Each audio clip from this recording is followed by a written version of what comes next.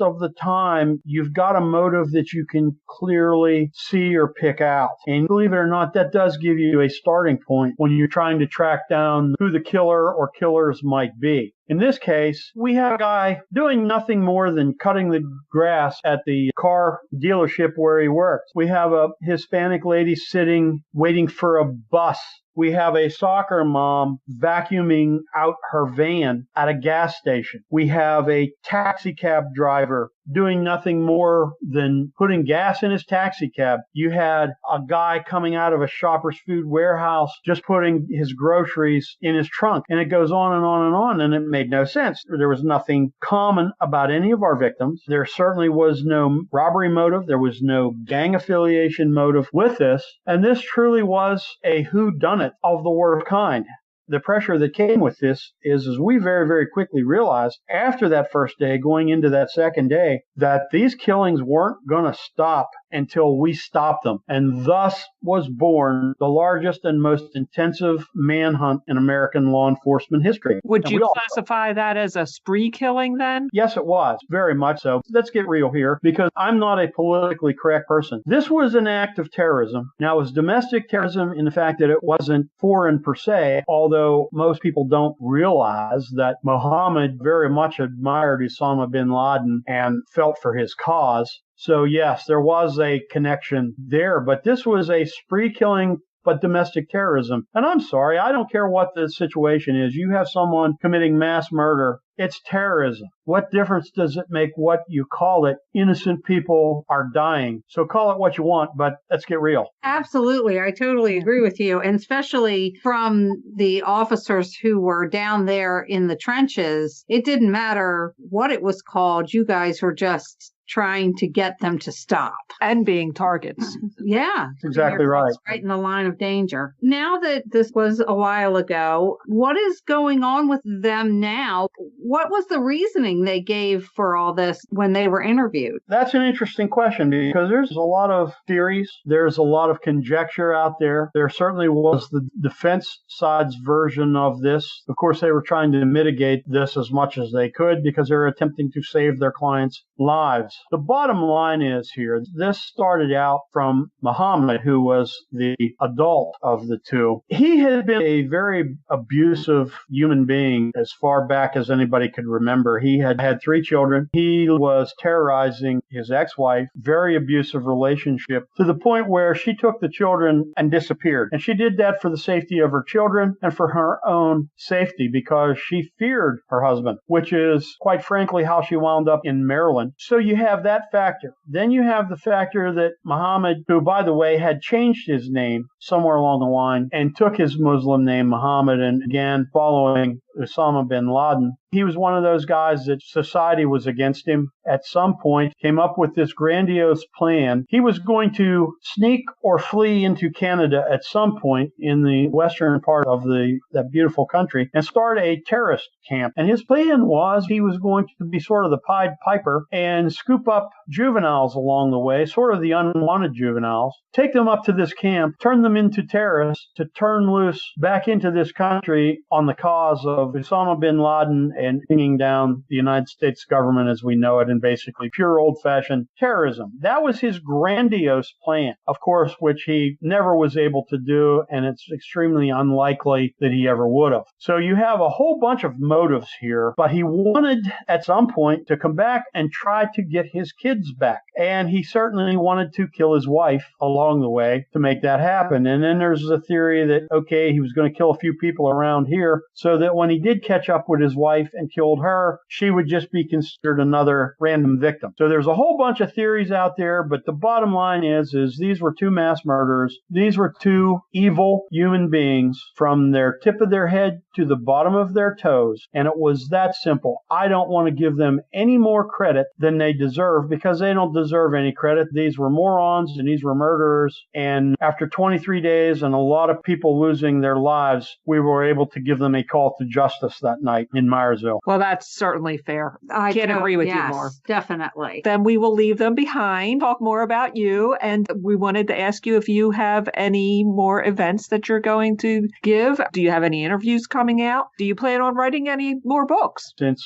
my book came out October 2nd of last year, I've been on the road probably, if not every weekend, just about 3 out of 4 weekends a month. I was at the Annapolis Book Festival last Saturday, which was just an overwhelming event. I was down there with award-winning New York Times best-selling authors such as Ken Starr. Isaacoff was there. Evan Thomas was there. Kevin Cowherd was there. Wonderful lady that I briefly got to know. And I'm embarrassed to say that I did not make the connection as to who she was until after my event and after she got an autograph from me on one of my books. And I went over and bought her books. It never dawned on me who she was, but she's a New York Times bestselling author, 80-year-old Maryland lady from up your way, a young lady, because that's what I'm going to call her, because even though she's 80, she had everybody in the room where she goes lighting up, a woman by the name of Peggy Rowe, Mike Rowe's mom. Ah, okay. During my event, which was monitored by WBAL's Jane Miller, who did a fantastic job, it was a thrill for me there. And I had over 100 people listening to me. And there's Peggy Rowe sitting in the front row with her arm around my wife, Jean. I keep looking down and I'm thinking, wow, I knew she was a New York Times bestseller, but I hadn't made the connection. As of yet, I thought, wow, that's pretty neat to have a real author listening to me tell my story. And of course, she was the first in line to get a book and get my autograph. And then when I find out an hour or so later that she was Mike Rowe's mom, what a thrill that was. Also last week, a 2-hour interview for iHeartMedia, which is going to be, I think, part of a series of, they told me 15 parts, discussion about the Beltway sniper case. That's a couple months out by the time they get their editing and put it all together. I've done that. I've got some teaching that I'm going to do here in June at a law enforcement conference. I'm going to present the case down there. So the events are lining up. It's been a lot of fun. And I can tell you the questions that I get from the folks that I get a chance to talk to are very deep. They're very emotional. I knew how dramatic this case was working it, of course. I saw it. I saw it every day. But here we are 17 years later, and to have a person raise their hand and then sort of give their testimony to me more than a question of, I can remember, even though I live in South Carolina, my sister lived in Montgomery County, and I can remember being in fear for my sister, and I was talking to her 2 and 3 times a day. I was making sure that she was careful where she got gas, offering to her and her family to my house out of that area. These folks are telling me their testimonials, and this is how emotional it was. This was one of those events I can remember being just a child and the tears flowing down my mom's face when JFK was shot and killed. You remember what you were doing when Challenger blew up. It's one of those moments that everybody seems to know where they were and what they were doing and how it affected them those 23 days in October when these snipers held us all hostage. You had said in the beginning about it being right after 9/11. I think part of it was also the timing, because the wounds were still there from 9/11. And with the anthrax. Right. Everybody was on edge anyway. Yeah, it's funny that you mentioned the anthrax case, because I remember I was promoted to lieutenant not long after 9/11 to assist Maryland to get back into the active criminal intelligence gathering business. A day or two after the anthrax case broke, and of course I was working in Frederick, and as you all remember, that anthrax supposedly came out of Fort Detrick, which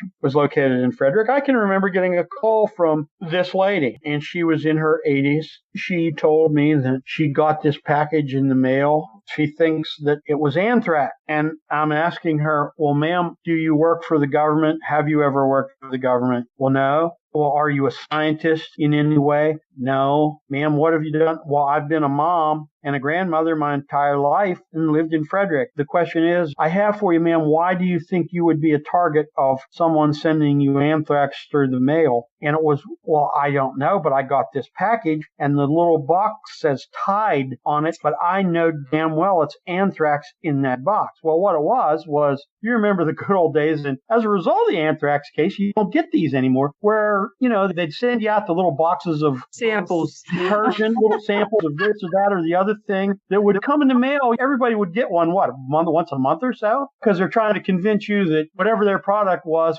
throw your other crap away and go buy ours. People were just absolutely, honestly, irrationally in fear. And this was just the next blow, all within a year's time, that everybody was on edge. And the snipers really, really set it off. And it set it off for everybody, police included. David, this has been fascinating, and we thank you so much for agreeing to be on the show. Oh, absolutely. And we suggest to all of our listeners who have not read your book to go out and get it, and we'll put links in our show notes of how they can find your book and learn a little more about you. Do you have a website, by the way? Yes, I do. I have an author's web page, and it's just davidreichenbaugh.com. Common spelling, of course. Oh, you're funny. I can't remember ever going anywhere to do anything that, how do you spell that? But it's DavidReichenbaugh.com. So I have an author page on Facebook as well as my own personal page. I just did a book signing at Barnes & Noble in Frederick, so I know they've got an entire box full of my books. My books are out there in bookstores. Don't forget your independent bookstores. Oh, yes, definitely.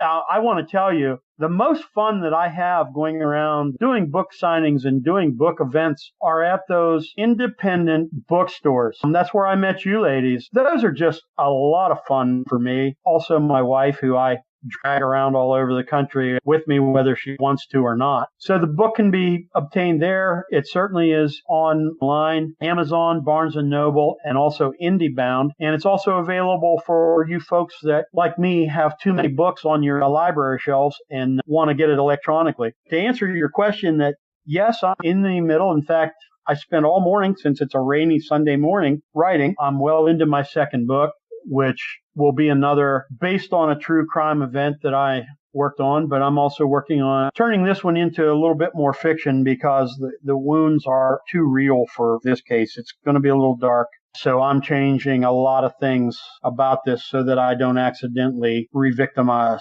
someone that recognizes the story. I'm working on that. I'm doing some writing. I'm considered now to be a columnist for Homeland Security Today, which is also online, which is a great Homeland Security publication out there. The stories change every day. I write articles for them. It's funny, though, because for me last weekend, I was surrounded by real authors, New York Times best-selling authors, and then they throw in a guy that wrote a book. I still consider it hard for me to believe when somebody calls me an author. I got to sort of blink my eyes a little bit. I put my heart and soul into this, and for those of you that pick up my book, you're going to see not only the true story of how we caught the snipers, but you're going to hopefully see and feel the emotion that I went through. But I want to remind everybody that true law enforcement officials out there, whether they're deputies, city police officers, troopers, or agents, 99.9% of us care very deeply about the people that we're sworn to protect. And we consider all of you our flock.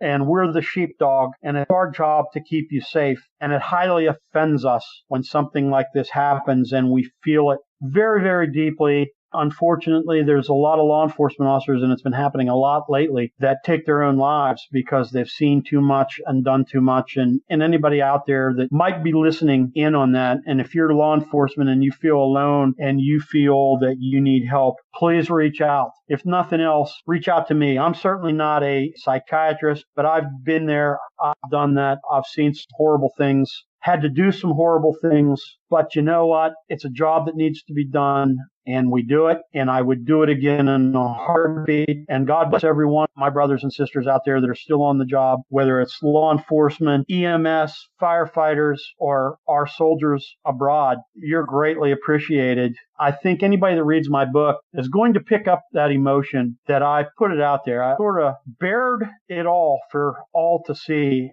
Sometimes I'm a little bit uncomfortable about that, but I felt that this project was important enough that it needed to be written and it needed to be said. And I was fortunate enough to get a great agent, to be able to be blessed to get published. And now here I am talking to you three great ladies. So I can't complain. That's a great message to reach out to other law enforcement and first responders who might need some help. That's a great message. We certainly thank you for your service. Thank you for having me. This has been a lot of fun. We're figuring out how to do Skype. You ladies have pushed my technological limits to the very brink. I'm pushing the envelope. Most of my career, I spent writing my reports and my search and seizure warrants on the old electric typewriter that weighed 372 pounds. Well, we dragged you into the 21st century, kicking and screaming. Absolutely. Well, everyone out there, head to your local bookstore and buy David Reichenbaugh's copy.